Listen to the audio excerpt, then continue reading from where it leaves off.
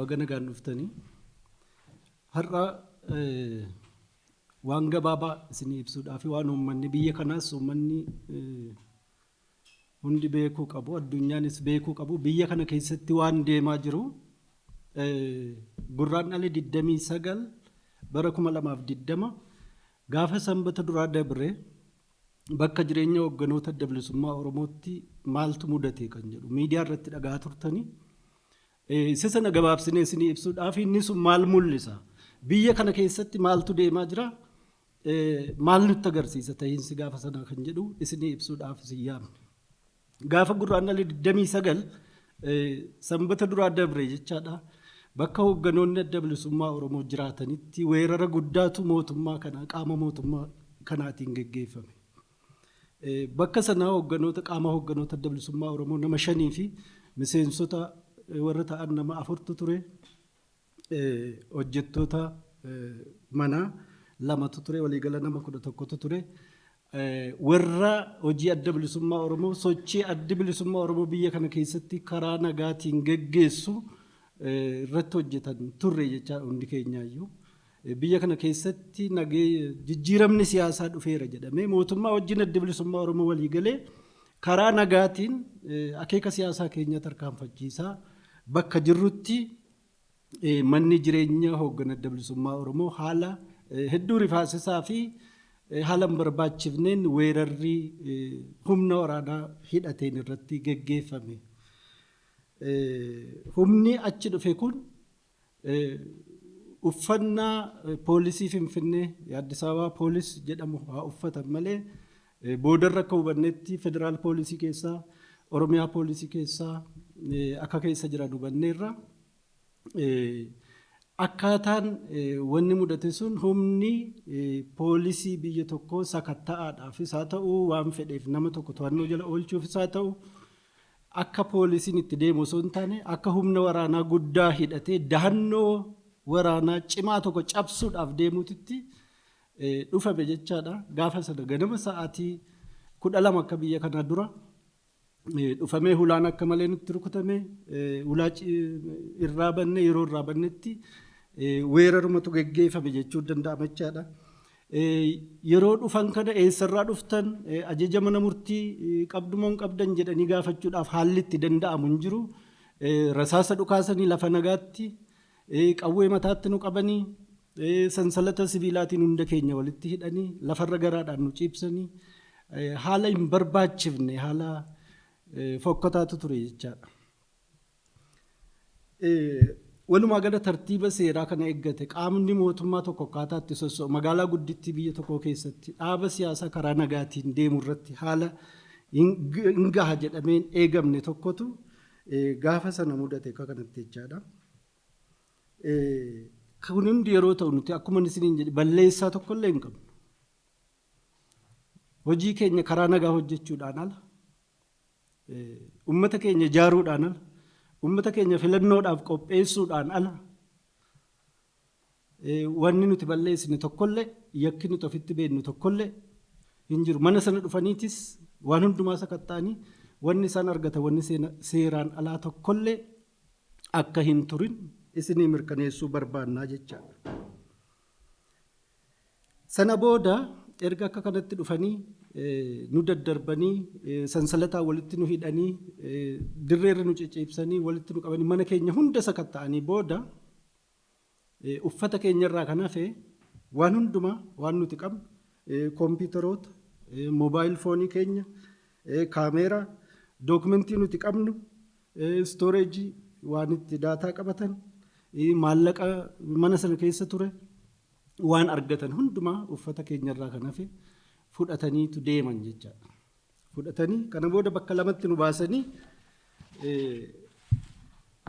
miseensota hoogganaa nama 3 gara tokkotti gorsitoota olaanoo dhaaba keenyaa nama 2 miseensota 4 jiran gara biraatti bakka lamatti nu baasanii gorsitoota olaanoo 2 fi miseensota 4 soostanya poolis xaabiyaa bakka jedhamu naannoo maakalaawwitti geessanii miseensota hoogganaa nama 3 ana Mikaa'el Booran Abdii Raggaasaatiif Jaalkennasaa Ayyaanaa immoo Oromiyaa Poolis Koomishiniitti nu fudhatanii deeman jechaadha. nu fudhatanii deemanii achii booda galgala akka kanaan erga oollee booda himannaa tokko malee kana balleessitan osoo hin jenne meeshaa nurraa guuran hunda hambisanii Jaal Abdii Raggaasaas hambisanii nu hunda galaanuun jedhan.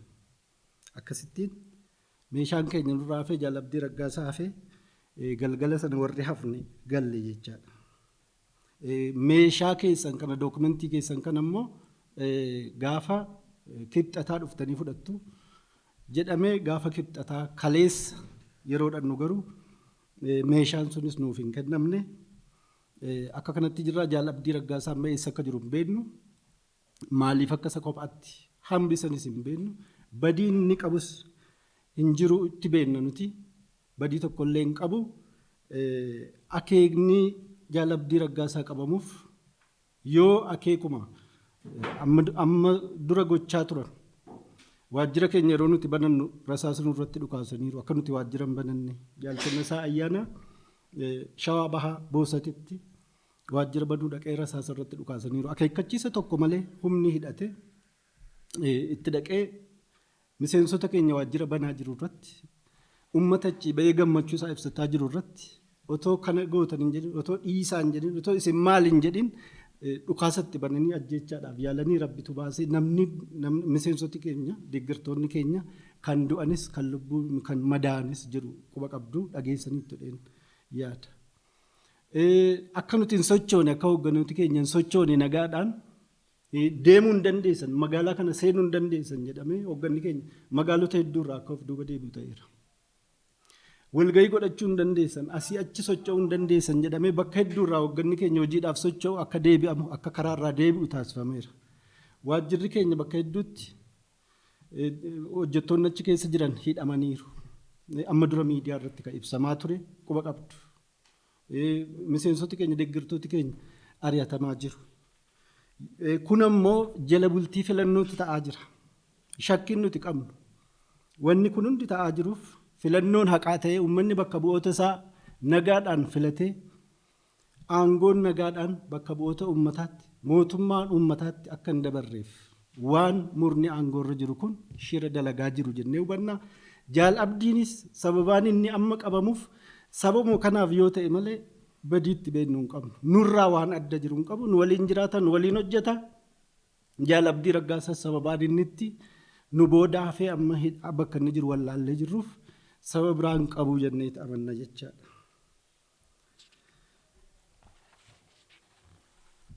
Egaa gocha kanarraa kan nuti arginu biyya kana keessatti jijjiiramni siyaasaa dhufeera jedhame dirree siyaasaa bal'isneerra jedhame dhaabotni hundi akeeka isaanii karaa nagaa tarkaanfachiisuu danda'u jedhame erga waadaan seenamee sochii eegalle booda amma wanti ta'aa jiru haala duraanuu ta'ee hin beenneen murni aangoorra jiru waan qawween harkasaa jiruuf waan waraanni biyyaa harkasaa jiruuf waan qabeenyi biyya kanaa harkasaa jiruuf waan poolisaaf tikni biyya kanaa harkasaa jiruuf kana hundumaa meeshaa godhate warra ilaalcha siyaasaa adda isarraa adda gara biraa ta'e qaban akka fedhetti gochuun danda'a waan jedhuuf gochuus waan danda'uuf itti roorrisuu waan danda'uuf akka isaaniin sochoone akka isaan akeeka isaanii karaa nagaa hin tarkaanfachiifne akka isaan deeggartoota isaanii ijaaranii filannoof hin qopheessine akka isaan filannootti karaa nagaatiin dorgomanii biyya kana bulchuu keessatti qoodan fudhanneef qawweedhaan doorsisee ofiisaa aangoorra turuudhaaf kan socho'aa jiru ta'uusaa nu agarsiisa. Wanni gaafa sana ta'e wanni gurraan dhale 29 nurratti ta'e sun kan inni agarsiisu dhugaa kana qofa jechaadha. Egaa yoo akkas ta'e yoo murni aangoorra jiru waan qabeenya biyyaa dhuunfateef waan waraana biyyaa dhuunfatee akka meeshaa isaatti itti dhimma ba'uuf waan humna tikaa seekuritii biyya kana dhuunfatee akka meeshaa isaatti itti dhimma ba'uuf yoo akkana kan godhu ta'e haala kamiin dhaabonni siyaasaa bilisummaadhaan socho'anii filannoon nagaadhaan filannoon dhugaa haqa qabeessi biyya kana keessa geggeeffame haala kamiin uummanni bakka bu'oota isaa filatee haala kamiin mootummaan uummataa biyya kana keessatti ijaaramee nageenyi dhufa nuuf yaaddoo guddaa ta'eera jecha. Irra deddeebinee himneerra yeroo dabrees asuma bakka kanatti yaaddoo keenya ibsanneerra amma sisumatu jabaatee itti fufee deemaa jira. Wanni wayyaawaa jiru hin jiru yoo akka kanatti murni aangoo irra jiru murni aangoo qabatee jiru waan biyyi kun qabdu hundumaa humna biyyi kun qabdu hundumaa dhimma isaatiif dhimma aangoo isaatiif itti dhimma ba'ee paartii siyaasaa warra kaan irratti ilaalcha siyaasaa isarraa adda ta'e irratti dhiibbaa godhee hacuucee roorrisa ta'e akkamitti lammiin biyya kanaa aangootti poolitikaatti hirmaachuu naafu nageenyumti lammii biyya kanaa akkamittiin wabii qabaata yoo ati murtii mana seeraa tokko malee humni mootummaa humni hidhate dhufee akka barbaadetti mana kee cabsee seenee rasaasa sirra dhukaasee sitti roorrisee qabeenya kee hunda fuudhee yoo fedhe fudhatee deema yoo fedhe ni sakatta'a yoo ta'e akkamitti akkitti biyya kana keessatti dimokiraasiin gad dhaabbatu akkamitti akkitti nageenyi dhufu kuni nuuf yaaddoo guddaadha kuni nuuf gaaffii guddaadha. Kanaaf yoo wanni kun dhaabbatin yoo akkamma mootummaan godhaa jiru kana adeemsi mootummaan amma itti jiru kun biyya kana keessatti ibidda dhaamuu hin dandeenye qabsiisuudha jennee amanna. Ibidda dhaamsuu hin dandeenye qabsiisaa jira. Waan takka biyya kana keessatti ta'een bennitu ta'uuf deema yoo mootummaan kun atattamaan sirrachuu baate. Yoo qaamonni hundi gaafatama isaanii bahachuu baatan yoo uummanni dafee mirga isaa falmachuu baate wanni kun dhaabbachuu qaba yoo jechuu baanne hundi keenya. Uummanni akka uummataatti paartiileen siyaasaas akka paartiilee siyaasaatti wanni kun dhaabbachuu qaba yoo hin jennu ta'e yoo murna aangoo irra jiru kana waan fedhe yeroo akkasitti godhu itti dhiifna yoo ta'e biyya kana keessatti ibiddi dhaamuu hin dandeenye qabachuuf deema. Wanti takka biyya kana keessatti ta'een beenne ta'uu danda'a jennee yaaddoo qabna sodaa qabna. Kanaaf mootummaa waan kanarraa hatattamaan dhaabbachuu qabaa jenna. Hatattamaan dhaabbachuu qabaa. Filannoo kanaaf haala mijeessuu qabaa. Filannoon haqaa akka biyya kana keessatti deemu. Dhaabonni siyaasaa, humnoonni siyaasaa hundi karaa nagaa bilisa ta'anii socho'anii akeeka isaanii tarkaanfachiisaa ummata isaanii, deeggartoota isaanii, miseensota isaanii filannoodhaaf akka qopheessan. Filannoon nagaa, filannoon dhugaa deemee ummatoonni bakka bu'oota isaanii bilisa ta'anii akka filataniif yoo haala mijeessu ta'e mootummaan kun yoo akka kanatti humnaan deemee ofii isaa qofa aangoo irra turuudhaaf akeeka siyaasaa akka isaa qofa itti fufsiisuudhaaf umrii aangoo isaa qofa dheereffachuudhaaf akka kanatti ka deemu yoo ta'e wanti barbaadame sun wanti wareegi guddaan itti bahe sun wanti bara dheeraadhaaf ummatoonni biyya kanaa irratti wareegamaa turan sun cilee bishaan buute tahee biyyi kun rakkina amma duraayyuu akkuma nama jedhe argitee hin beenne arguuf deemti. Kanaaf yaaddoo guddaa qabna. Kanaaf mootummaan akka waan kanarraa dhaabbatu warra akeeka siyaasaa isaanii qofa irratti hundaa'uudhaan hidhe doorsisaa jiru hojii dhorkaa jiru sochii dhorkaa jiru kanarraa dhiibbaa siyaasaa kana irraa kaasuu qaba. Karaatti deebi'uu qaba. Nageenya akka dhufu yoo barbaadame biyya kana keessatti dimokiraasiin akka gad dhaabbatu yoo barbaadame mootummaan uummataa akka jiraatu yoo barbaadame adeemsi mootummaan ammatti deemu kun atattamaan dhaabbachuu qaba.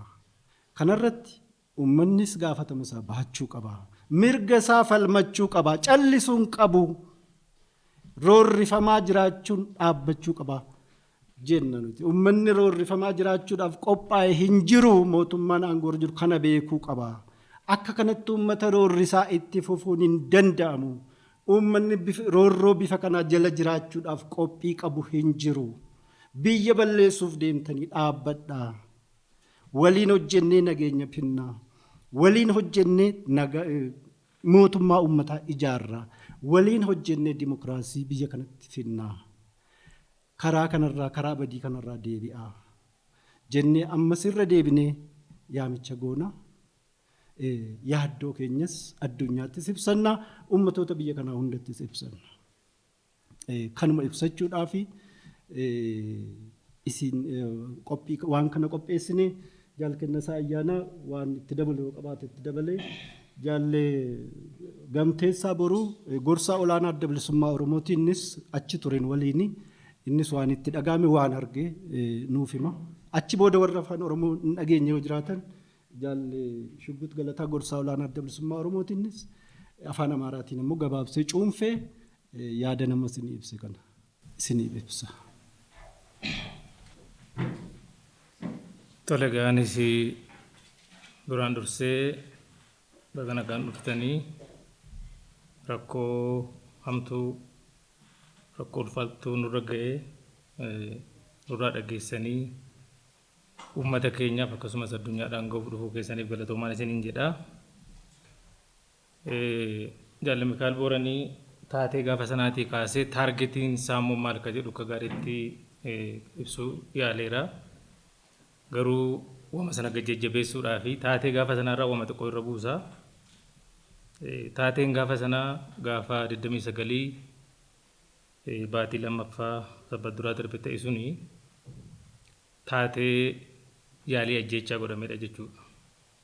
Taatee tasuma jedhamee dhufame tuun taane yookaan akeeka biraatiin dhufame tuun taane yaalii ajjeechaa numa ajjeechuudhaaf kan dhufamedha jechuudha. Kuni mallattootu jira. Gaafa sana akkuma inni irraa ibsu yaalee ganama bariidha namuun ciisaa utuduu ciifnu dhufanii halkanuma jechuudha gara bariitti sa'aatii 12 hin guunne yookaan sa'aatii 6 akka biyya kanaatti hin guunne dhufanii balbala akka malee tuman akka cabsanii seenanitti jechuudha akka cabsamee seenamuuf jedhamutti tumame booda gaan kakaanee wal kakaafnee maal wanta akkasii jennee gabbaanee durayyuu Dr. Shuggut Galataa kanatu jaalle Abdii wajjin gaditti ba'ee booda na tuttaanii dhaqee kanneen furaa ijoolleedhaa barbaannee waggaa bannuu akka itti seenamee nyaachifatamee warri piistara qabu piistara sana nyaachifatanii yoo xiqqaate nama 25 ol kan ta'anii al tokko balbala sana dhiibanii jiseen irratti nammanii jechuudha. Egaa kun waan salphaan turre akka isaan nu godhanii achitti nu jijjiisanii achi galagalii fuula kee gidaaratti qabii asin kaateenaa fidiitti kaa'ii asin irratti dhukaasu asin manatti dhukaasu mana jaalle Abdiin keessa ciisuu tole jedhanii yaalii ajjeechaa irratti gochuudhaaf irratti dhukaasanii kunoo viidiyoo suuraan isaanii jira kan waraabamee jiru jechuudha. Daawwitiin mana isaatii cabee siree isaa irratti daawwitiin caccabee lafatti nam'ee nama hunduu dhaqee argeera. Kanaaf akki godhame suni akka isaan keessattuu jaarolii gorsitoota keenya olaanoo nurra jiran kana agartee sammuu isaanii tuquudhaaf akka isaan deebanii lammata hojii dhaabaa kanaa keessatti qooda tokko laan gochuudhaaf fi wanti hojjetamee waan salphaan turre haa ta'u immoo wanti mana keenya keessaa argamee limmoo tokko illee kan jirre warri isaanii observer yookaan immoo taajjaabii jedhanii waliin ollaadhaa waan fedhanis arganiiru isaanis hubataniiru waan tokko mana keenya keessaan argamne garuu gochaan duratti godhame sun gocha haalaan ulfaata ka ilma namaa irratti hin raawwatamne ta'uu irra deebiisinii mirkaneessuu barbaada. Limmeen tokko immoo mana keenya keessaa hin argamne jechuudha. Kana kabiraan rakkoon amma mul'ate kuni itti fufuma rakkoo duraaniiti. Adda bilisummaa Oromoo akkuma hundi keessan beektanii karaa nagaatiin biyya kana keessatti hojjechuudhaaf eega galee sochii adda addaa godhaa ture. Sochii inni godhaa ture sun ni socho'aa ni harkifama. Ni socho'aa ni hidhama. Miseensota isaa ni hidhamu. Akkuma dhumneen hoogganoota adda bilisummaa Oromoo hidhamaniiru. Miseensoti keenya qondaaloti keenya hidhamaa turan. Waajjirri keenya nu silaa banannee waa keessatti hojjenna jenne hundiyyuu cufamaa ture. Dhiibbaan adda addaa nurratti godhamaa ture. Akkasuma ta'ee immoo eega boordiin filannoo biyyoolessaa waraqaa sochii nuti biyya kana keessa deemnee leegaal taanee ittiin hojjennu nuu kennanii asitti waa hojjechuudhaaf tattaafate adda bilisummaa Oromoo xinnoo bal'ifatee kan duraarra. Oromiyaa keessatti lafa silaa gariisaa komaandii poostiitti dhuunfatee jira. Naannoo komaandii poostiin hin jirre keessatti immoo waa hojjechuudhaaf tattaafanne jechuudha. Uummata keenya dubbisuudhaaf. Biyya marganneerra waan ta'eef kan duraarra xinnoo ofirraa buunee deemnee uummata keenya dubbisuudhaaf waa tattaafanne jechuudha. Waajjiroota keenya banannee achi keessatti namni keenya akka dubbifamu akeeka keenya akka itti maa deemnu filannootti deemaa jirra waan ta'eef kana kanatti turre jechuudha. Yeroo kana keessatti turru yeroo isin waajjira tokko bannu asiin jalaa cufu. Yeroo isin waajjira tokko bannu achitti koree adda bilisummaa Oromoo waajjira sana keessatti akka hojjetanii fi ramadee nu jalaa fuudhee nu jalaa hidhu. Kuni itti fufiinsaan yeroo dheeraadhaaf kan achi adeemaa dhufeedha jechuudha. Jabaataadhuma dhufe. jabaataadhuma dhufe. Yeroo darbe akkuma yaadattanii miidiyaa irratti ibsamaa ture jila Jaalabdii Raggaasaatiin durfamu gara Baakkootti deemee achitti dhukaasa adda addaa godhanii yoo taarget illee itti godhuu baatanii walga'iin sun akka hin taaneef waajjira adda bilisummaa Oromoo akka achitti hin banamnee fi dhiibbaan adda addaa akka godhamaa ture dhukaasaan jeequudhaan uummata achirraa qaariyaa turanii waanuma dhageessanidha. Sana asittis akkuma daratti dhageessanii waajjira adda bilisummaa Oromoo akkuma Jaalala Mikaalaan marraa ibsee naannoo Boosatti ani iyyuu jila sana fuudhee kan hin deeme kaasillee hojjettooti onneen adda jiran kun nu waliin turanii nagaadhaan nannee uummata nagaa waa tokko harkaa hin qabne waajjiruma isaa duwwaa banachuudhaaf dhaabbatu bira hoggaa nuti geenyu taargeet nu godhanii kallattiidhaan viidiyoon isaa gaa faca'eeraa agartaniitu ta'a taargeet nu godhanii waan sana keessaa waaqatu nu baasee badee nu ajjeesuudhaaf yaalee jechaan irratti raawwatanii turan keessattuu ana irratti raawwatanii turanii jechuudha. Kun egaa kun hundiyyuu akkuma yeroo darbe jedhame ibsa addanatti kennameera namooti keenya miseensoti keenya akka hidhamaa jiranii qondaaloti keenya akka hidhamaa jiranii hoogganoota adda bilisummaa Oromoo fakkeenyaaf warra akka Kaayyoo Fufaa warra akka Hundee Daraaraa miseensota gumii sabaa adda bilisummaa Oromoo amma mana hidhaa keessa jiranii warra kana hundayyuu bakka dhimmi ilaalutti boordii filannoo dabalatee bakka dhimmi ilaalutti waan kana gabaafataa turreerra jechuudha. Ofirraa himataas turreerra. Garuu karaa kanaatiinis deebiin deebi'ee fi wanti kana jedhamee waan tokko irra ga'ame hin jiru. Kanaaf egaa inni kuni bifa jabeeffataa dhufe. Yaaliin ajjeechaa gaafa Boosatti nurratti godhame sun jabaachaa eegasiis hooggana keessaas na miidhama qondaala keessaas na miidhama waajjira adda bilisummaa Oromoo fakkeenyaaf kan Jaljuu kan Meedaa Qany kan Beddellees eegasiis nurratti cufame jechuudha.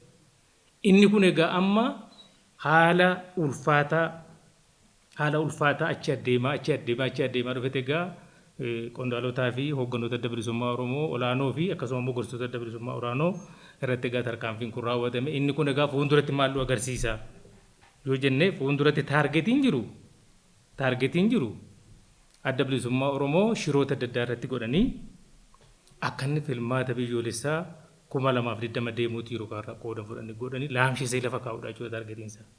Kanaaf sababa adda addaa hojjetamaa jira jechuudha. Amma Jaalabdii Raggaasaas kun nama jedhee nu sadan waliin baasanii warra gorsitoota kanaa fi ijoollee shofeerotaa fi warra waardiyyoota eegu addatti baasanii nu sadan eega addatti baasanii anaafis ammoo isa biraa nu fuudhanii immoo bakka biraatti nu geessanii isa nu biraa hambisanii jechuudha. Walumaan jiraannaa walumaa waajjira kana keessa hojjennaa namni sinuma beekaa hundinuma beekaa yoo ittuma maxxansuudhaaf ittuma hidhuudhaaf yookaan itti hidhanii sababuma gochuudhaaf sababa adda bilisummaa Oromootti filmaata kana keessaa baasuudhaaf godhamu hin ta'in Jaalabdii Raggaasaa sababi biraan inni godhe tokkollee hin jiru jenneeti amannaa hin jiru waliin jirra waan ta'eef. Kanaaf egaa filmaatuma dhufu kana danqaraa adda addaa uumne adda bilisummaa Oromoo kan inni gabbee nama isaa hin dubbifne waajjira isaa baname jalaa cufu silaa kan fuulduratti itti aanee silaa hin bananne jennee yaadnu sun hundiyyuu akka dhaabbatuu fi sochiin adda bilisummaa Oromoo koolaapsi ta'ee hooggana isaas sodaachisuudhaan isa kaan hidhuudhaan miseensota qondaala isaa isa kaan sodaachisuudhaan isa kaan hidhuudhaan shiroota garaa garaas immoo nurratti tolchuudhaan nurratti bixxuudhaan maqaa balleessii yakka namni hin hojjenne nurratti bixxuudhaan akka nuti filmaata sana keessaa ala taa'u gochuudhaaf hojjetamaa jira. Kun immoo furmaata hin ta'u jenna jechuudha akka adda bilisummaa Oromoottis nuti. Kanaan duras utuu furmaata ta'e bara dheeraadhaa fi waan humnaan hojjetamu kun yaalamaa bahee jechuudha. Bara Dargiis yaalamaa bahee bara Wayyaanis akka gaariitti yaalamaa bahee dadhabamee jennaan jechuudha. Kan amma karaa nagaatiin namnu inni mirga uummata isaatiif falmaa jirus deebi'ee dhufee karaa nagaatiin uummata keessatti sagantaa isaa ibsatee dorgommii jiru hundaatti irraa qooda fudhatee filannoon dhugaa godhamee uummati immoo kan barbaade filatee kan inni barbaade sun immoo mootummaa biyya kana keessatti mootummaa isaa akka ta'uu fi jedhamee jechuudha. Kan akka nuti biyyatti deebinu ta'e. Warra mootummaa irra jiran dubbachaa turan ajjeesuun hidhuun doorsisuun mo'amuudha. Kanaaf kanaan booda namni tokko hin hidhamu ilaalcha siyaasaatiin hidhamuu hin qabu. Biyya kana keessatti nagaa argamsiisuudhaa fi karaa sirnaa dimokiraasiin dhugaa dimokiraasiin sirnaa gad dhaabbachuu danda'uu qaba. Kanaaf immoo filmaatii dhugaa kan korojoonsaa hin hatamne kan waan garaa garaatti irratti hojjetamee warri kanaaf dorgomu waan sana keessa tapha sana keessa alan baane sirnaan gad dhaabbachuu danda'uu qaba jedhamee kan mootummaan kun dubbataa ture jechuudha. Ammallee taanaan ajjennaan keenya yoo dhugaadhaan biyya kana keessatti nagaan haa bu'u jedhame yoo uummati biyya kana dhuguma nagaadhaan jiraatu jedhan waan ammatti jiran kana dhaabbatanii ilaalanii dhiibbaa garaagaraa nuu fi akkasuma immoo jaarmoota biroo irratti godhan sana dhaabanii filmaata dhugaatiif filmaata dimokiraatawaa ta'eef filmaata amanamummaa qabuuf karaa aanjessuun kan mootummaa kanaati jechuudha. Gaafatama guddaa waan kana irratti kan qabu mootummaa biyya kanaati. Kanaaf mootummaan kun dhaabbatee of ilaaluu danda'u qabaa jechuudha. Uummati keenyas immoo mirga isaa falmachuu danda'u qabaa jechuudha. Uummati keenya abbaa murtiiti. Murtiin hundaa uummata kana harka jira jechuudha. Kan keenyallee, kan warra nu hidhaa jiru kanallee, kan warra nu doorsisaa jiru kanallee hundaafiyyuu gooftaan yookaan abbaan murtii uummata kana uummati kunis ilaalee adda bilisummaa Oromoo dhuguma balleessaa jira. Yoo nu balleessaa jiran inni nu gaafachuu danda'u qabaa jechuudha. Yoo mootummaan kun immoo waan humna harkaa qabuuf, waan qabeenya biyya harkaa qabuuf, waan hunda harkaa qabuuf nu dhiibaa jira ta'e immoo mootummaa kanas dhaabbadhu jedhee mootummaa kanas gaafachuu danda'u qaba. Kanaaf walumaa galatti egaa kan nurratti raawwatame taargetiinsaa yoo ilaalle inni dhumaa adda bilisummaa Oromoo dhiibanii filmaata kana keessaa baasanii ofiitti bufanii aangooma qabachuudhaa fi kadeemaa jiran fakkaata. Kanarraa dhaabbatanii ilaalanii nagaan biyya kana keessatti akka bu'uu fi filmaati sirna akka deemuu fi haala aanjisuu danda'u qabu akka jedhutti dabaluu barbaada. Fayyaa ta'a. Tole akkam jirtu nagaa baga nagaa wal agarree asitti argamuu keessaniifis galata guddaa isin qabnaa jechuudha. Mee gabaabatti waan guyyaa san ta'e waan akka nama tokkottis illee na dhaga'amu waan naannoo biraa tureef waan ajaa'iba na ta'een dura tuttuqee sanboota karaa dhimmaatti deddeebi'aa jechuudha. Guyyaan suni Saatardee 29 yeroon wanni kun itti ta'e sa'aa 6 dura jechuudha. Sa'aa 12 akka biyya kanaa dura jechuudha. Hirriba jirraa jechuudha. Kana hulaan akka malitti dhadhaamte jaalkanna isaan ka'ee dhufee nurra deemee hulaa ta'e jedhadhe. Poolisaa dhufee jee jechuudha. Hayi aboo poolisni yoo dhufe maa baariidha. Deebii raabani kaa poolisii maan rakkoo qaba. Poolisni hojiif dhufa yoo dhufe maan rakkoo qaba. Deebii raabani kaa jeeti akkumaan jiru sanitti huccuu xiyya soon hin jijjiiratiin biyyaa mumaaniin hulaa xiyya banee taa'ee eege jechuudha. Edaan jarri jara nagaatii miti daqiiqaa lama boodan arkuu deema jechuudha. Ani poolisni kaniin an beeku ka ummata tajaajilu, ka ummataaf wabii ta'u, ka ummata eegu malee ka ummata doorsisu ta'u daqiiqaa lama boodan arguuf deema jechuudha.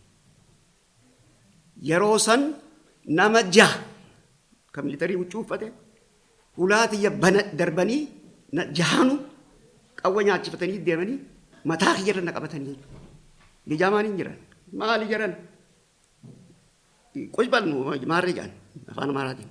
Tolee jeetiin ciise jechuudha. Na laalanii harka duduban na qabanii lafaa ol na kaasanii jechuudha. Hoggaan ani ulaarra gahe dhukaasan. Amma ta dhugaa dhuftee hin jee jechuudha. Jarri kuni poolisa ta'uu rabbi haa beeku.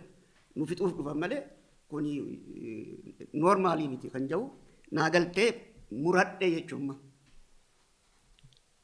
Namichi dhukaase akkatti dhukaase beektu jaalabdiin achi gad jira already garuu mana jaalabdii keessatti miirara keessaan if ilaaleeti nama waraanaa kabiraa ka isa dha'uu dhufeetu dhufe jedhee mana san keessatti dhukaase jechuudha.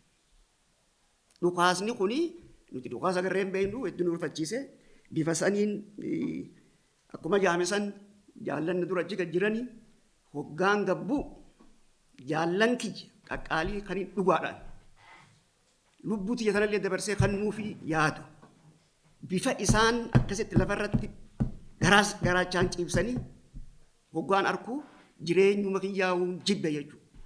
Silaa gaafa sana achitti waan godhan irraa haajaa irraan qabaachuun turre jechuudha. Akkasitti anaasitti dabalanii bifa saniin garaachaan nu ciibsanii yeroo dheeraa booda haala saniin nu rakkisanii waan fedhan nuun jaanii lafaa ka'a achi ta'a gidaarraa ala biyya mootummaan tokko jiru keessatti ilma namaa kaakkasaa akkas godhuun kun waan ajaa'iba takka addunyaa irratti argamee hin beekne nuti illee agarree hin beekne jechuudha. Qawwee nyaachifatee namni sitti dhufe sijjeessu irraa wanni isa duuba deebisu hin jiru jechuudha. Yoo dogoggorri tokko silaa guyyaa san ta'e namni nu keessaa namni tokko waan isaan jaan kadidu ta'e hundi keenya dhumnee argamna jechuudha. Maaliif akkaataa jarri sun itti deemu hoggaa laalle nervous nama gartee lolatti qophaa'ee deemaa jiru malee nama nagayaatiin sakatta'ee hidhatti oofaa kan jedhu sanitti hin ture jechuudha. Yoo dhugaatii nuti irratti isaan irratti tasgabbaa'ee ture jechuudha. Kan wanni kun irratti raawwatame nuti irra isaan irra qalbii qabaachaa ture yeroo sanii. Qalbumaa hin qaban warra nama jeesuudhaaf qophaa'ee dhufe jechuudha. Bifa saniin haalan taane nurratti gaggeessanii gabaabatti wanni inni anja'u isuma kanaa jechuudha. Garuu Oromoo doorsisanii, Oromoo goolanii, Oromoo tumanii, Oromoo hidhanii ni bulchinaan abjuudha. Kanaaf mootummaan kun akka gaariitti deebi'ee ilaaluu qaba jechuudha. Kana duraas bara ajjeefamaa turre, hidhamaa turre, doorsifamaa turre, qabsoon keenya hin dhaabbanne har'a bakka ga'ee sana ga'ee jira jechuudha. Har'a nu doorsisanii, nu tumanii, itti fufnee aangoo sana qabannee bulcha yoo jennu abjuudhaa jennaan jechuudha. Dhumnee dhabamuudhaaf wanni feete hidhamnee asitti waan fedhan irra ga'uudhaaf murannee as jirra malee deebinee dhiyeessinu kan taane ta'uu keenya uummata Oromootiin mirkaneessuu barbaadna jechuudha. Bololli aangoo nama tokkoofu bu'aan qabu. Namni bolola aangoo qabu jaamaadha ijaan waan arguu hin danda'u. Namni bolola aangoo qabu dhagalaadha gurraan dhaga'uu hin danda'u waan namni dubbatu dhaga'uu hin danda'u jechuudha. Wanni amma deemu jirus kanaa jechuudha. Inni kun immoo nu hundaafuu balaa fida malee nagaa hin fidu. Kanaaf qaamni dhimmi kun biyya kanaa ilaalu hundinuu bolola aangoorraa dhaabbannee waan namni jahu dhaggeeffannee waan deemaa jiru laallee fedhii uummata kanaatii fi fedhii biyya kanaa duursinee isa saniif yoo ka hojjennu taate malee biittuutuun balaa irraa dandamachuu hin dandeenye keessa kan galchaa jiran ta'uu itti dhaamu barbaanna jechuudha. Kanaaf haalli amma deemu kun tokkoo keenyaafuu bu'aan qabu kan jedhu san jala harriinee ibsuu fi barbaanna jechuudha. Dhuguma nuutu rakkoo qaba. Jara nabar Finfinnee keessatti mana kireeffannee galu jirra. Waajjirri keenya gullallee bosona hin jirru nuti. Akkasuma akkasiin magaalaa Finfinnee keessa jirra. Bakka nuti gallu ni beeka mootummaan kun. Bakka nuti hojjennu ni beeka mootummaan kun. Yoo nurraa gaafii qabaatee waan nuti balleessine jiraate telefoonaan nu yaabee bakka inni jiru dhaquu dandeenya. Waraana nurratti bobbaasuun irra hin jiru. Kana maaliif filatanii hin beeknu jechuudha. Kuni dhaaba kana jibbansa isaan qaban dhaaba kanaaf agarsiisu, jibbansa uummata Oromootiif isaan qaban agarsiisudha jechuudha. Garuu ABO jibbanii, uummata Oromoo jibbanii biyya tana tasgabbeessineet bulchinaan abjuudha. Jibbansa kanarraa dhaabbannee jaalalaan, walii yaaduudhaan, keenya haasofnee mareennee rakkoo qabnu hiinee bifa sanii qofaan yoo deemne biyya tana qabaachuu dandeenya. Taamma jirtus taatee ta fuuldura yaadullee qabaachuu dandeenya jechuudha. Yoo sun hin taane biyyi tun rakkoo kana caalatti deemu deemti. Kanaafuu walumaa gala haalli amma ta'e kun deebi'ee akka hin taane uummanni Oromoos callisee taa'uu hin qabu jechuudha. Hidhamee, tumamee, roorrifamee mootummaa dhufaa dabraan dararamee jiraachuun itti fufuu hin qabu. Uummanni Oromoo mirga isaatiif ka'ee dhaabbachuu qaba kan jedhu dhaamsa dabarsuu barbaadna jechuudha. Fayyadaa. በቅድሚያ ሁላችሁም እዚህ ስለተገኛችሁ በጣም እናመሰግናለን። እኔ አጠር ባለ መልኩ ያለፉት ወንድሞቼ የተናገሩትን እና የራሴን ገጠመኝ ለመጭመቅ እሞክራለሁ። ቆሬ አካባቢ 11 ሰዎች ሆነን አንድ ግቢ ውስጥ እንኖራለን። ሁለት ምግብ የሚያበስሉልን፣ ሁለት ዘበኞች፣ ሁለት ሹፌሮች፣ ሶስት የኦሮሞ ነጻነት ግንባር አመራር አካላት፣ ከዛም ውስጥ ሁለቶቹ የስራ አስፈጻሚ፣ አንደኛው የማዕከላዊ ኮሚቴ አባል። እነሱ ላይ እኛ ሁለት የራስን ልምድና እውቀት ለመለገስ እዛ ያለን አማካሪዎች ነን ማለት ነው። በአጠቃላይ 11 ሁነን የምንኖርበት ግቢ ነበር። ቅዳሜ በግምት ወደ ለ12:20 ጉዳይ አካባቢ ጠዋት ማለት ነው በር እየተንኳኳ አቶ ከነሳ ከውጪ ፖሊስ እየመጣ ነውና ተነሱ የሚል ድምጽ ሰማሁ። አንደኛ ፍሎር ላይ ነው የምኖረው። ወረድ አልኩና ወደ ግቢው ሲመጣ የበሩ አመታት በጣም ከፍ እያለ መጣ እና ወደ ውጪ ሲወጣ ብቻዬን ነበርኩኝ። መጣው እየከፈትኩላችሁ ነው። ፖሊስ መሆናቸውን ሰምቻለሁ። ፖሊስ ነው ሲባል በሩን ለመክፈት ሲል ተቆልፎ ስለነበረ መክፈት አልቻልኩም። ተረጋጉ እየከፈትኩ ነው ብዬ አሰማኋቸው ማለት ነው። ከዛ ዘቡ ቁልፉን ሲያመጣልኝ መክፈቻውን ሲያመጣልኝ በዛው መሃል አቶ አብዲ ከኋላ የመጣ አብዲ ረጋሳ አቶ ከነሳ ተከተለው ለ4 በሩን ከፈትን እና የመጀመሪያው በር ከፋች ስለሆንኩኝ ያየሁት በህይወቴ ውስጥ ያልገጠመኝ ነገርና ኤክስፔክትድ ያላደረኩት ነገር ነበር። ምክንያቱም አንደኛው በግንባሬ ላይ ሲያነጣጥር፣ ሁለተኛው በክላሽን ሌላው ሰውነቴ ላይ ያነጣጥሯል። ሌሎቹ ሁለት እየሆኑ ከኔ በስተጀርባ ያሉትን ጓዶቼ ላይ ሲያነጣጥሩ ከ20 እስከ 30 ይሆናሉ ብዬ የምገምተው የታጠቀ ኃይል ግቢውን ወረደው። ፍጹም ኤክስፔክት ያላደረኩት ጉዳይ ፖሊስ ነው ሲባል አንደኛ ከስራችን አንፃር እኔ እዚህ ያለሁት የኦሮሞ ነጻነት ግንባር ከተለያዩ የባለ ድርሻ አካላት ከዱሮ ጀምሮ ከመንግስት፣ ከፖለቲካ ፓርቲዎች፣ ከተለያዩ አካላት ጋር ከሚያደርጋቸው ስራዎች ላገናኝና ፋሲሊቴት ላድርግ ዕውቀትን ልምድን ሼር ላድርግ ነው እዚህ ያለሁት። እኔ በተፈለገው ሰዓት የትኛውን ቢሮ ተጠርቼ የሚቀርብ ሰው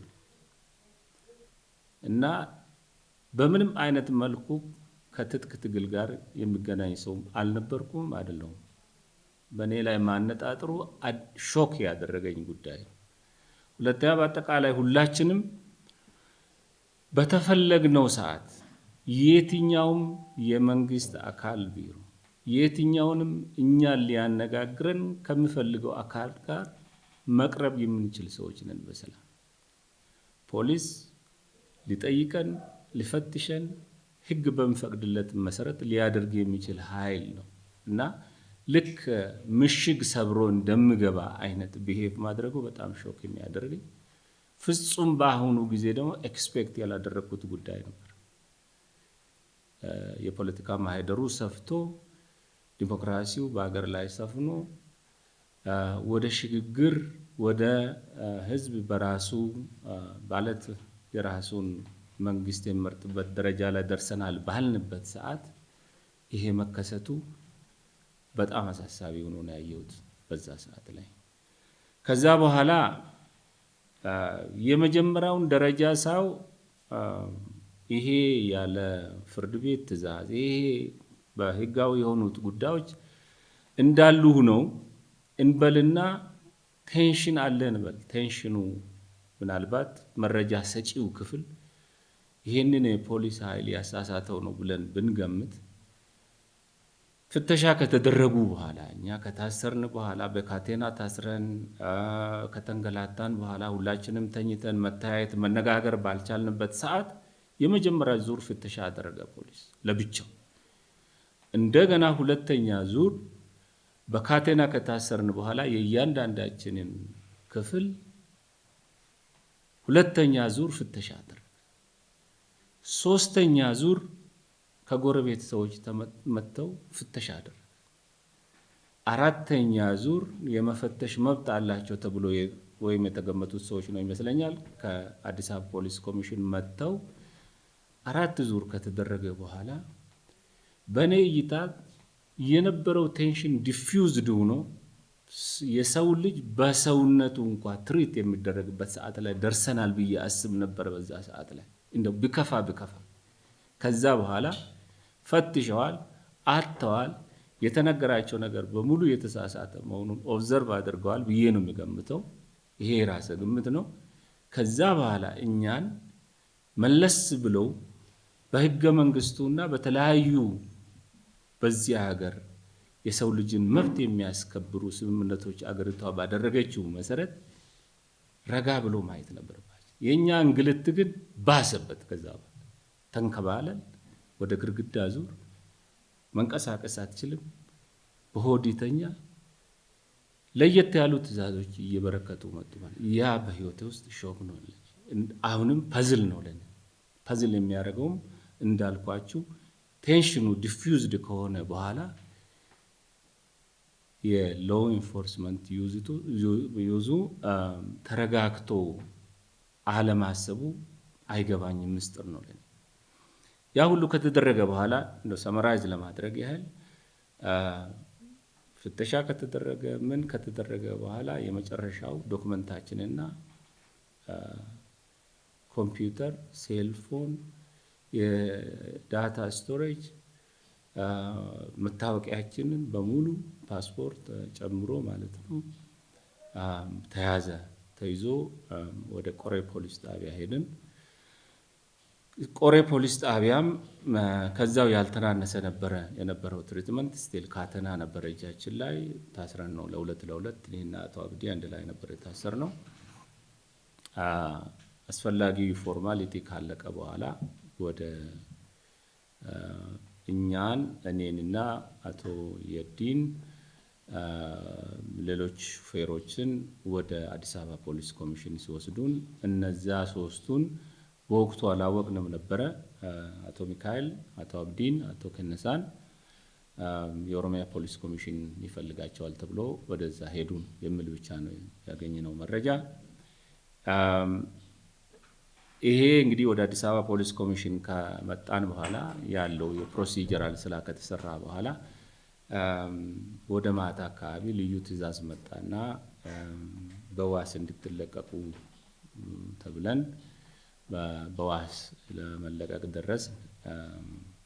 ንብረታችሁን ማክሰኞ ዕለት ከበዓሉ በኋላ መጣችሁ ትወስዳላችሁ የሚል ነበር የተነገረን። ትናንትና ስንሄድ ንብረታችንንም ማግኘት አልቻልንም። በአጠቃላይ ክስተቱ ይሄን ይመስላል። ከክስተቱ ግን የተማርናቸው ብዙ ነገሮች አሉ። በአጠቃላይ የኦሮሞ ነጻነት ግንባር በሰላማዊ መንገድ ሰላማዊ ትግል እያደረገ ይሄ ሁሉ የሰብአዊ መብት ጥሰት መደረጉ በጣም አሳዛኝ ነው ብለን እናስባለን። ከምርጫ በፊት ፕሪ ኢሌክሽን ቫዮለንስ አለመረጋጋት መንግስት ራሱ ኢንስቲጌት እያደረገ ያለ ነው ይመስለን ብለን ነው የምናስበው። ያለበለዚያ ይሄ ሁሉ ነገር የሚከሰትበት ምክንያትም የለም። በተለያዩ ስብሰባዎች የምንገናኛቸው የበላይ ባለስልጣናት ናቸው።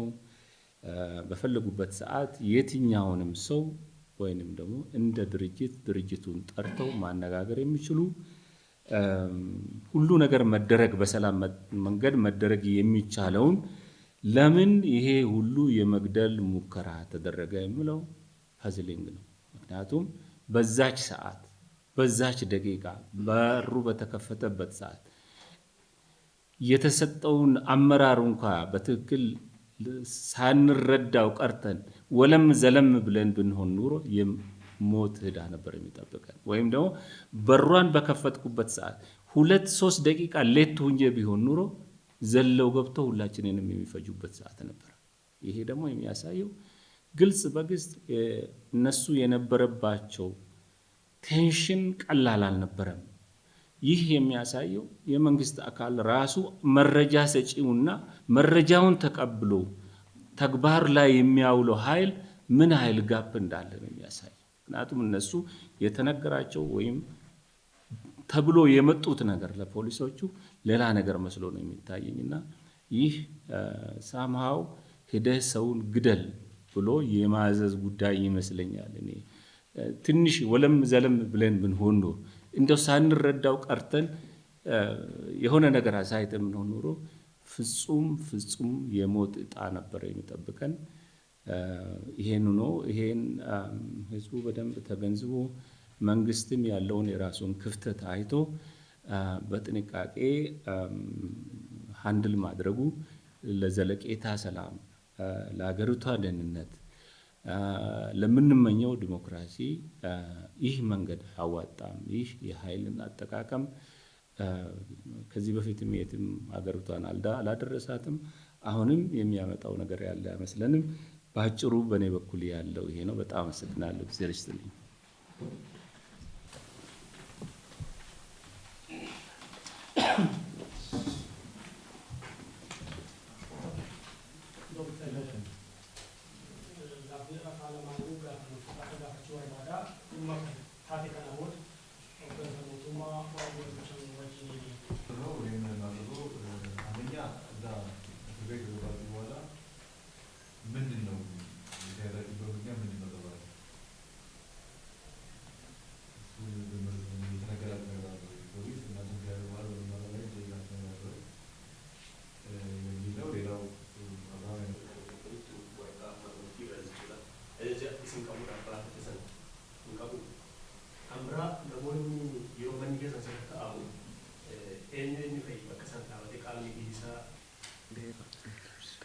Jaladi Lubna.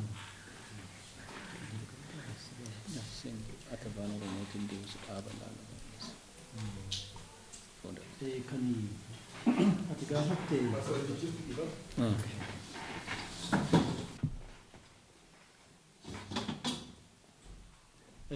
gaaffiin jalqabaa mootummaa ergasii gaafattaniittu kan jedhudha. Hoogganoonni keenya hayyu duree irraa eegalee yeroo sana yeroo haalli sun mudatu irraa kaasee hoogganoota mootummaadha. Dubbisaa akka turan maaltu mudatanii sana sini himuu dandeenya.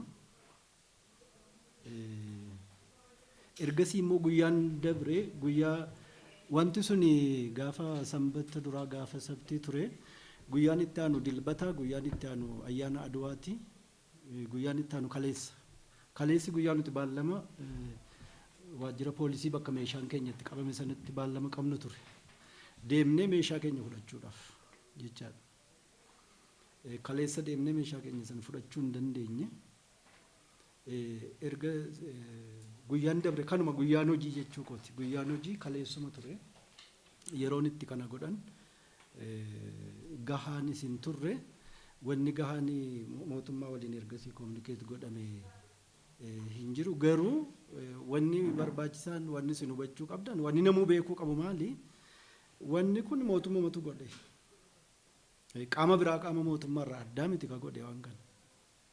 Kanaaf mootummaa waliin haasoftaniittuun kun anaaf hiika guddaallee hin qabu. Garuu ni haasofna haasa'aa jirra. Duraanis haasa'aa ture. Yeroo rakkoon kanaa gadiis rakkoo fedhe irrattu dhimma biyya kanaa hundarrattu waliin hojjechuudhaaf dhufne waan ta'eef nuti qophiidha. Nuti yeroo hundumaayyuu mootummaa wajjin waan gama keenya danda'amu gochaatuma jirra. Garuu wanni inni fidu guddaa akka hin jirre isinis egaa tuma beektanii gaafattu garuu sirnumaaf gaafattu garuu gochaa jirra jechuudha. Maaf hin jedhe yeroon jiru immoo hanga kana akkasumatti sun yoo hubatame gaariidha. Kan gaaddisaa kana yeroo dabres yeroo adda addaatti himneerra miidiyaa irratti gaaddisa hooggansa Oromoo kan jedhu kan wanti kun waan adeemsa irra jirudha. Xumuramee gadi hin baane xumuramee immoo gadi ni ba'a jennee abdannaa irratti hojjechaa jirra. Gaaddisa hooggansa Oromoo jechuun immoo dhaabonni Oromoodhaa bakka itti wal gahanii rakkoo isaan gidduu jiru akkaataa itti dhimma Oromoos dhimma Oromiyaas ilaalan akkaataa itti dhimma Itoophiyaas ilaalan akkaataa itti siyaasa hojii siyaasa gaggeessan kan waloodhaan qabaniif kan mata mataatti qaban gidduu wanni jiru qaawwa jirutti wal dandeessisan irratti kan waliin haasa'anidha. Wanni isaa guddaan akeekni isaanii guddaan sana ala deemee wanni biraa waan sana alaan qabu. Inni mti sun hin xumuramne garuu itti deemamee xumuramuudhaaf irratti hojjetamaa jira. Kanuma kan hin jechuu danda'u. Waa'ee gaaddisa hooggansa Oromoodha. Maal isiniin jedhan ka jedhu bakka lamatti nu hidhani warri Hogganoonni sadan poolisii koomishina poolisii Oromiyaa warri dhanne yeroo gadi nu dhiisuudhaa deeman biyya jeeqxan isiniin jedhaniitti isin qabanii akka waan ofii isaaniitti hin beeknetti nutti dhiyaatanii akka waan poolisiin Finfinneedhaan nu qabeetti nutti dhiyaatanii biyya jeeqxanii nageenya booressitanii isiniin jedhanii nuun jedhan malee waan biraa kun qoratan hin qaban. Poolisiin qorannoo biraa waan nuun jedhan hin qabu. Lakkii nuti sana keessa hin jiru ni beektu isinuu nagaadhaan hojjechaa jirra jenneen akkasumatti sanmaan wal bira adda baane. Manni Hayyi Duree marfameera isa jedhu odeeffannoo isaa gahaa hin qabu. Halkan sana marfamee dhiisee isaa odeeffannoo gahaa hin qabu. Intarneetii irratti dabreera ta'an intarneetiis qabaachaa turre guyyaa sanarraa kaasee meeshaan keenya hundumtuu waan ta'eef isan beeku. Ajaja mana murtiin qabanii isa jette akkamitti beektan isa jette ajaja mana murtiitiin nutti hin dhufne lolaan nutti dhufan qawweedhaan nutti dhufan qawweedhaan nutti dubbatan malee afaan seeraatiin nutti hin dubbanne akka poolisiitti nutti hin dubbanne. Poolisiin hojiinsaa seera kabachiisu nageenya uummataa eegsisu yakkamaa to'annoo jala oolchu yeroo yakkamaa to'annoo jala oolchu immoo ajaja mana murtiif eenyummaa isaa ID isaatiin itti argisiisee ani poolisiidha bakka akkasiirraan dhufe to'annoo jala oolteetta siin jedha. Afaan seeraa akkasi adeemsi poolisii akkasi adeemsi sirnaa akkasi adeemsi hojii mootummaa akkasi akka sanatti miti ka dhufame akka nama akkuma jalqaba isiniin jedhe akka nama dahannoo waraanaa cimaa tokko cabsuudhaaf dhufutti kan nutti dhufan. Taankiitu isaan hafe malee waan namni hidhatu hidhatanii dahannoo cabsuudhaaf akka nama deemutti nutti dhufan. Dhukaasanii rukkasiniin jenne.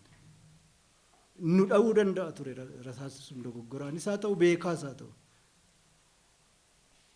Kanaaf isaanis akkasitti nutti hin dhufne xalaas nu hin garsiifne akkitti nutti dhufame lola malee ajaja mana murtiitiin miti kan jennu isarra dhaabbanneeti. Taazaabiin eenyufaadhaan beeknu taazaabii kanas wanni dhaaf fidanii namatu alaa dhufee nama keenya miseensota keenyaaf deeggartoota keenya gariitu alaa dhufanii warra dhimma seeraa beekan akkasiin godhaa jirtan sirrii miti. Seeraa ala deemaa jirtu. Mana jara kanaa yeroo sakattaatan taazaabiin jiraachuu qaba. Warri taajjabu warri isin laalu jiraachuu qaba. Seeraan dhuftanii wanni gochuu qabdu. Wanni isin godhaa yeroo sansalataan hidhamne lafatti nu argan wanni kun sirrii miti seeraa ala deemaa jirtu jedhanii gaafa dubbiin jalqabu namni dirmachuun gaafa jalqabamu maqaadhaaf erga si'a meeqa akka dooktorii yeroo meeqa erga sakattaan booda taazaabiin jira jechuudhaaf maayyiirra namoota ollaa sadan tokko yaamanii fidan. Eenyummaa isaanii nuti hin beeknu namootuma ollaa sanaati. Poolisiin maal isiniin jedheen isuma qorannoon guddaan turre warri gara biraatti hidhame waan isaaniin jedhame yoo isiniitti dabalan malee jechaadha. Shaneetu dhimma Oromiyaa keessatti isin shakku shanee isa jedhu kana shanee waan jedhamu kana nuti caasaa dhaaba keenyaa keessa tokko qaamni tokko ka shanee gumii jedhamu jira. Shanee gumii ka jedhamu. Shaneen gumii kun qaama dhaabaa keessaa tokko malee maqaa dhaabaas miti maqaa murna fedheetis miti. Dhaaba kanas bakka bu'u maqaa dhaaba adda bilisummaa Oromoos bakka bu'u nama qaama maqaa kanatti dhimma ba'u qaama maqaa kana moggaafate ka biraas hin beeknu miti. Isa mootummaan miidiyaadhaan yakka biyya kana keessatti hojjetamu shanee jedhu nuun galu waansaa ofii isaatii yakka hojjete ofii isaatii shira akkuma reefu jenne aangoo siyaasaa isaa umurii aangoo isaa turfachuudhaaf shira hojjetu sana qaama hin beekamnetti maxxansuudhaaf qaama hin jirretti hin jiru qaamni shanee jedhamu isa hoggana caasaa dhaabaa keessa jiru isa anitti miseensa ta'e inni immoo qaama hoggana dhaabaa keessaa tokko malee qaamni biraa kan of danda'e socho'u shanee jedhamu toltu isaa ta'u hamtuu ka dalagu nuti hin beeknu sana mootummaa gaafadha maal inni shaneen eessatti mogga'e qaamni shanee jedhamee jiru eessa jira dhaaba kamii yoom ijaarame jedha gaafadha hin beeknu waa'ee shanee mootummaan himatu hin beeknu. Kan biraa waa'ee jaalle abdiidhaa odeessa gahaa hin qabnu amma buraayyuu jira jechuun odeessa deddeemtu dhageenyeerra odeessa gahaa kan biraa hin qabnu boordii filannootti maxxanii seettan akkuma isin guyyaan hojii kaleessa qofa dabre amma dura hin geenye sadarkaa sanatti deemuudhaafi jaallan waan itti dabalan. itti dabaluu danda'u kan inni irraa deebisu.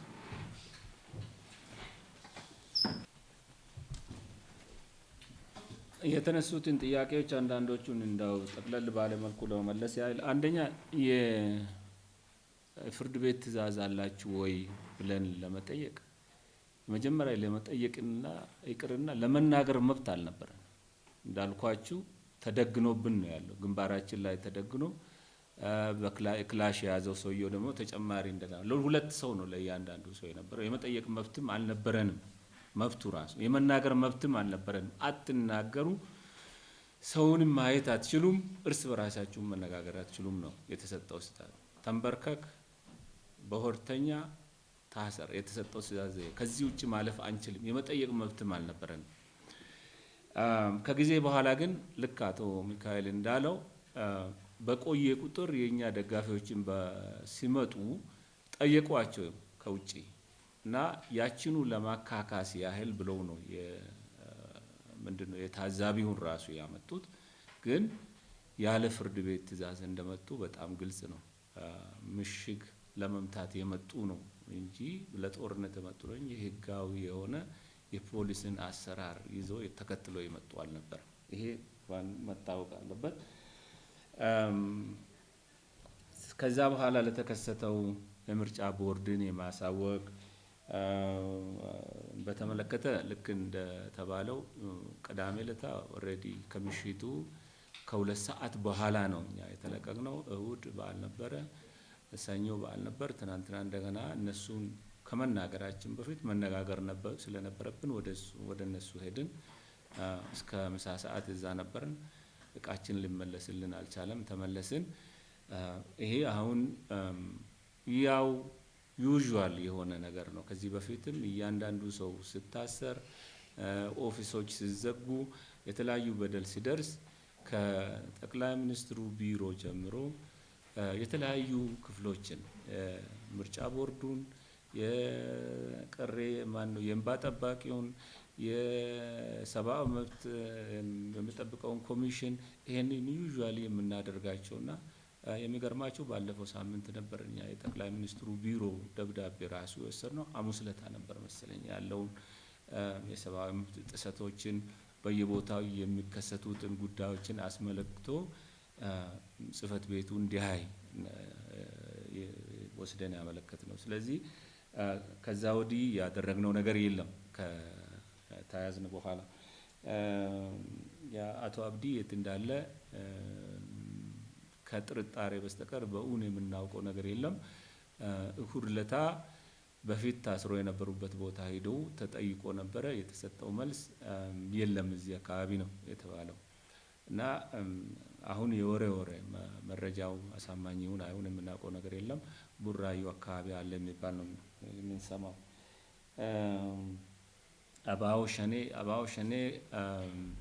አባው ሸኔ በተደጋጋሚ የድርጅቱ ሰዎች ገለጻ ያደረጉበት ጉዳይ ይመስለኛል። በፊት የኦሮሞ ነጻነት ግንባር የአመራር መዋቅሩን አጠራራለሁ የስራ አስፈጻሚውን ኮሚቴ የፖሊት ቢሮ ብሎ ነው የሚሰይማቸው። የማዕከላዊ ኮሚቴውን አባል ማዕከላዊ ኮሚቴ ሲሲ መንበርስ ነው የሚላቸው። በ1998 በተደረገው ምልአተ ጉባኤ ላይ ጥናት ተደርጎበት እንዴት አድርገን አመራር ክፍሉን በምን መልኩ እንሰይመው የሚለው ጥናት ይሄ ምክንያቱም ይሄ ፖሊት ቢሮ ማዕከላዊ ኮሚቴ የግራ ዘመም ፖለቲካን የሚያሳይ ነበር። ከዛ ወደ ገዳ ስርዓቱ ብናመጣው የሚለው ጥናት ከተደረገበት በኋላ ስራ አስፈጻሚ ኮሚቴ ወይም ደግሞ በፊት ፖሊት ቢሮ የሚባለውን ሸኔ ጉሚ ብሎ ሰየሙ። በፊት ማዕከላዊ ኮሚቴ ተብሎ የሚጠራውን ደግሞ ጉሚ ሰባ ብሎ ሰየሙ። አጠቃላይ ጉባኤ ወይም ምልአተ ጉባኤ ተብሎ የሚጠራውን ኮረ ሰባ ነው። ይሄ ከገዳ ስርዓቱ ጋር በማገናኘት የተደረገ ነው እና ሸኔ ጉሚ ማለት እኛ የምናውቀው የኦሮሞ ነጻነት ግንባር ስራ አስፈጻሚ ኮሚቴ አባል ማለት እንደማለት እኛ የምናውቀው። አሁን አባኦ ሸኔ ተብሎ የሚጠራው ማን እንደሰየመው የትኛው ክፍል እኔ ነኝም ብሎ የመጣ እስካሁን አልሰማንም። ማን እንደሰየመው የምናውቀው ሲጠራ ብቻ ነው የምንሰማው። ሸኔ ጉሚ ግን ልክ እንዳልኳቸው በ1998 በተደረገው የአስቸኳይ ጊዜ ምልአተ ጉባኤ የተቀመጠ ጉዳይ ነው። ስለ ሌሎቹ ይሄ የጎላ ሆገንሳን በተመለከተ አቶ ሚካኤል ሰመራይዝድ አድርጎታል። ስርዓት ባለው መልኩ በደንብ ተዋቅሮ ፕራክቲካል እየሆነ ያለ ጉዳይ ስላልሆነ ብዙ ከዛ ላይ የምንናገር ነገር እንደሌለ ነው። በአጠቃላይ ይሄ ነው ለተጠየቁት ጥያቄዎች።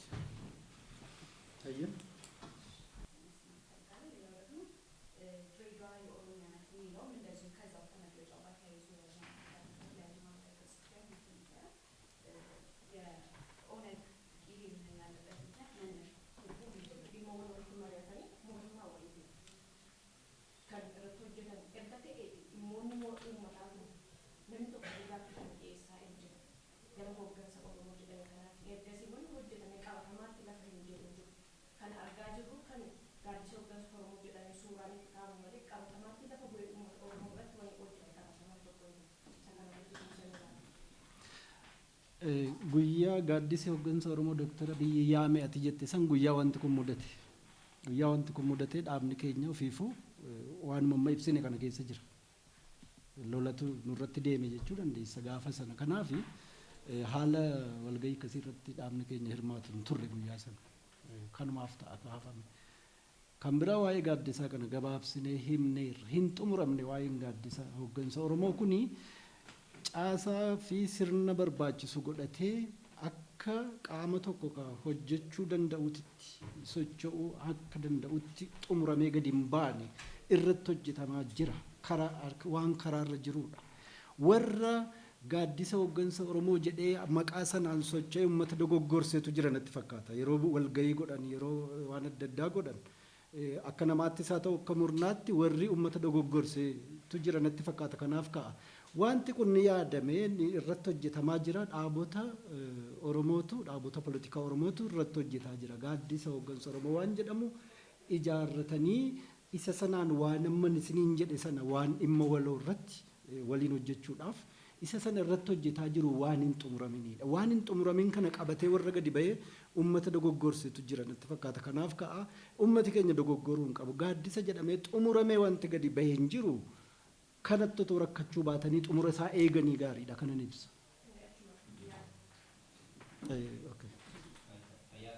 Waan hedduu dhimmi qabu waa'ee gaaddisa hooggansa Oromoo qofa hin taane amma yeroo adda addaa yeroo hooggantoonni qaamolee siyaasaa bakka bakka deddeebiin miidiyaa qaban arginullee walii qaamanii gabaabsu gaaddisa hooggansa Oromoo asittuu adda bilisummaa Oromoo KFO fi paartiin biyyoolessaa Oromoo KBO'n akka ta'e caalistaniituma keessumoo maaluuf hundumaa filannoo kana fa'aa nageenya. Tole gaggabaabseen deebisa. Waanni gaaddisa asittuu dhaaboti sadii jette gamtaa uummachuudhaaf inni kunis hojjetamaa irratti hojjetamaa waan jirudha. Hin xumuramne inni kunis garuu ni xumurama. Abdii qabnaa. Akeekni isaa sagalee Oromoodhaa filannoo dhufu keessatti walitti qindeessanii Oromoo abbaa biyya isaa taasisuudhaaf jenneeti akkamitti Oromiyaa keessattii fi sadarkaa federaalaatti sagalee uummata keenyaa itichinee uummati keenya akka waan barbaadu sana argatu mootummaa isaa dhaabbatu goonaa sagalee isaatti akka dhimma bahee akka inni mirga isaa kabachiifatu biyya kana keessatti bakka isaaf malu qabatu akkamitti goonaadhaafiti uumamaa jira. Uumamee ni xumurama innee abdii qabnaa irratti hojjetaa jirra. Garuu wanni hojjetamee xumuramee maqaa sanaan gadi ba'amee himatamu amma dura hin jiru. Yoo namni akkasitti himateera ta'e dogoggora. Uummata burjaajessuu ta'a wanti kuni. Waan sanallee gufachiisu ta'a. Warri waan akkanaa godhu yoo jiraate irraa dhaabbachuu qabanii. Waan xumuramee gadi hin bahiniin dubbachuun sirrii miti ka jedhu hin dabarsuu barbaada. Hidhamtoota quba qabdu jette. Hidhamtoonni Oromoodha. Hidhamtoonni deeggartoonni fi miseensota adda bilisummaa Oromoo hedduudha. Hooggannis miseensis deeggaraanis baay'eedha. Hedduu isaanii karaarraa guutanii hidhuu mana keessa halkan naqanii guutanii hidhuu kan nuti hin beekne turre hedduudha dheeyyaadha kan nuti beeknurra. Hidhanii haga fedhan tursanii gadhiisu. Yoo fedhan achuma baatii meeqa turus tarii ka waggoota lakkoofsas hin dhabamu erguma wanni kanaati jechaadha erguma jijjiirama kanaati jechaadha. Murtiitti hin dhiyaatan. Himanni ittiin banamu hedduun isaanii himanni ittiin banamu akkasumatti taa'u garii isaanii bakka isaan jiran kan hin beekne garii isaanii qabamuuf dhiisuu isaanii kan qabamee jiru jiraachuu danda'a waa'een hidhaadhaa bakka itti qaban bakka akka itti irraa dubbatanii sadarkaa hin beekamne irra waan jiruuf rakkisaadha waa'een hidhaa ulfaataa ta'ee jira. Kanaaf waan isaan irra jiran hanga beennu ni qabna warra beennu ni qabna warri himatamanii jiru. Warri mootoon himatamanii akkasumatti jiran jiru warri nuti bakka isaan jiran hin beekne immoo ni jira. Kanaaf waa'een hidhaa kun hidhaa qofa otoo hin taane dhiibbaa nurra gahaa jiru miidhaa uummata keenya irra gahaa jiru maqaa dhaaba keenyaatiin kaayyoo dhaaba kanaa waan hordofuuf uummanni keenya kaayyoo qabsoo isaa kana gufachiisuuf jecha wanti uummata keenya deeggartootaaf miseensota keenya irra gahaa jiru guddaadha. Isa komaandii poostii jalaa dabalatee jechaadha. Odeeffannoo kana walitti qabachaa jirra. Gaaf tokko odeeffannoo qulqulluu ittiin gadi baanee wanti kun murtii argatu ni tolfanna jennee abdanna. Ammaaf garuu haala faffacaadhaan haala kan nuti beennuuf kan nuti hin beekne gidduu miidhaa guddaan uummata keenyarra gahaa akka jiru qofa uummanni keenya akka beekee waan kana dhaabsisuudhaaf ammoo akka falmatu akka gaafatama isaa namuu bahatu dhaabonni siyaasaas akkuma tiyyatti. Akka gamtaatti maaf hin dubbanne inni jedhu gamtaan utubamee xumuramee waan gadi hin bahiniif maqaa gamtaatiin dubbachuu irra hin geenye garuu utuma inni xumuramin immoo walitti dhufnee mari'annee waan gochaa jirrus inuma jira akka gamtaattis gadi baanee gaafi dubbannu immoo inni dhufa ammas waan dandeenyu mata mataanis gochaa jirra yeroo walitti dhufnees wanti gochaa jirru numa jira ka jedhuun ibsuu barbaada. Kanuma natti fakkaata gaafiin kee.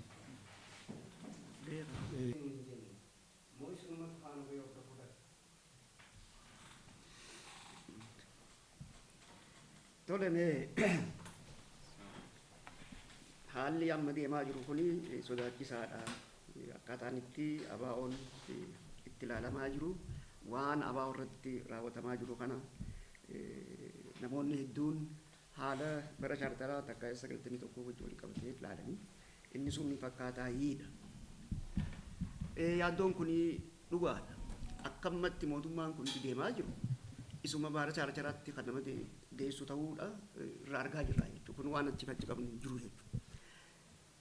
Kan oguu jenne immoo akka bara chaartaraatti filmaata keessaa baanaa takkaas wanta jenna kan jiru suni waan taatee miti jechuudha. Ammallee adda bilisummaa Oromoodha. Amantiin isaatii fi ilaalchi isaatii fi hojiin isaatis karaa nagayaatiin qabsooyneeti rakkoo biyya kanaa hiina kan jedhu san ajjannoo keenya jechuudha. Isa kanarraa takkaallee duubatti hin jennu jechuudha. Ammallee itti fufneeti qaamota dhimmi kun ilaalu wajjin mootummaas dabalatee isa kana itti fufneeti hanqamaa itti deemuuf murteeffanneeti jirra itti deemnaa jechuudha. Kanaaf haalli mul'achaa jiru dhugaadha. Yaaddoo keessa nama ni naqa. Duuma sanitti achi deemamaa kan jiru haalli tokko tokko qaama saayinaa agarru kun kan haalli amma irra dubbachaa jiru kunii fi haalli Oromiyaa guutuu keessatti gaggeeffamaa jiru isa kanatti kan nama geessu ta'uu wanni mul'isaanii jiran garuu ittiin dhiifnu jechuudha. Haalli sun dhalachuuf hin taa'u isa san dura haala kana furmaanni argamee ammallee chaansii inni jira karaa nagayaatii fi tasgabbii deebi'amee filmaanni nagayaa kun gaggeeffamee filmaata kan gayaa kanaan ummanni haqaan sagalee kannee mootummaan isaan filatan biyya tana bulchuu irra jira. Isaa achi furmaanni jiru. Ka kana achitti deddeemu abbaan fedhe mootummaas ta'e ka fedhe kana alatti hin deema jennaan biyya tana diiguuf deema sun hundaafuu sirrii mitii kan jedhu jechuudha. Kan filannoo wajjin wal qabsiisee jiru isa kana fuulduratti deemtanii kan jirus asuma keessatti xumuree jechuudha. Waan boordii filannootti iyyata keenya galfachaa jirra. Hanga ammaatti immoo wanni bu'aa qabeessi deebisaan isaan harkaan hin jiru jechuudha. Karuma hundaan har'allee wanni mul'achaa jiru kana. Ammallee boordii filannootiif wanni dhaamuu barbaannu nuti nu qofaa miti jaarmoonni hedduunis komii ni qabu komii kana dhiyeeffachaa jiran nuti immoo dhaabbataan komii keenya wal duraa duubaan galmeessinee itti dhiyeessaa jirra. Hanga ammaatti furmaanni gara isaaniitiin mul'atame mul'ataan hin jiru jechuudha. Kana jechuun ammallee itti fufnee isaanis beeksisa akka sirreessan akka boordii filannoo haqaa ka dhugaa ka hin baabsine ka hunda keenya akka ta'anii filmaata kanaan nagaan gaggeessanii biitituunis karaa nagaatti deebitu isaan irrattis dhiibbaa ni goone jechuudha. Qaama dhimmi ilaalu biraa irrattis dhiibbaa ni goone. Jarana. Dhaabni kun waan karaa isaatiin danda'amu itti fufee hojjechaa jira. Qaamni hundinuu gaafatama isaa yoo bahe biitituun ni jijjiiramti. Isinilleen warri miidiyaa gaafatama keessan bahuutu isinirra jira. Maal jechuun rakkoolee akkanaa oguu agartan hamma dandeessanitti qaamota rakkoo uuman kanarratti karaa keessanis dhiibbaa godhuu danda'uu qabdan. Paartiileen biyya tana keessa jiranis ka Oromoos ta'e kan biraatis dhimmi kun dhimma Oromoo qofaa miti. Dhimmi kun dhimma biyya kanaati. Yoo nageenyi jiraate biitti jiraatti.